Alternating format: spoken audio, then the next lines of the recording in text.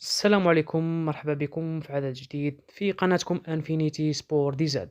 وكالعادة جبنا لكم آخر الأخبار العاجلة بالنسبة للمنتخب الوطني الجزائري. ممكن تكون مفرحة إذا كانت حقيقية. وفي مفاجأة من العيار الثقيل، فجر موقع جول العالمي اليوم مفاجأة كما قلنا، عندما كشف إمكانية استبعاد المنتخب الكاميروني من كأس العالم 2022، وذلك بعد أيام فقط.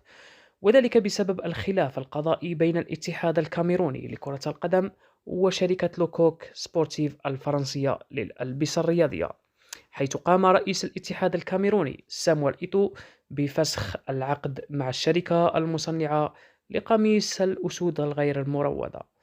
وتعاقد قبل أسابيع على انطلاق مونديال قطر مع شركة وان أول سبورتيفز. يعني أن قوانين الفيفا واضحة، وهذا إذا كانت عادلة وغير متحيزة، أن التدخل الحكومي في الرياضة ممنوع منعا باتا. وقلنا كما استدل موقع جول بتصريحات المحامي الكاميروني الذي يستقر بباريس ويعمل وفق القانون الفرنسي لتأكيد احتمالية استبعاد الكاميرون، حيث قال كريستيان بومو نتيمباني في تصريحات نقلها موقع أكتو كاميرون الكاميروني اليوم الجمعة: أدعو الجميع إلى الهدوء، القانون الفرنسي يحسم النزاع، وهي نقطة لابد من أخذها في عين الاعتبار.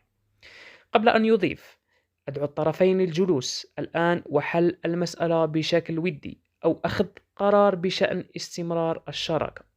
كما وصل: رفض الاتحاد الكاميروني تنفيذ قرارات يفرضها القانون الفرنسي المختص بالنزاع يمكن أن يؤدي إلى استبعاد الكاميرون من كأس العالم. يعني هذا الرفض قد يؤدي بطرد الكاميرون قبل أيام من بداية كأس العالم.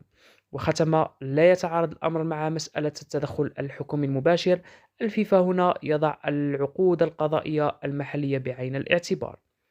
يعني ممكن ربي يكون حكم فيهم، ولا رجال تعمل في الكواليس، يعني جيش الأمل يرجع له الأمل، وإن شاء الله نكونوا في المونديال. لما لا؟ بدون ما نكذب عليكم، كما نقولوا بلا ما نكذب عليكم، بلا ما نعطيكم الأوهام، نحن نتمنى والباقي على ربي سبحانه.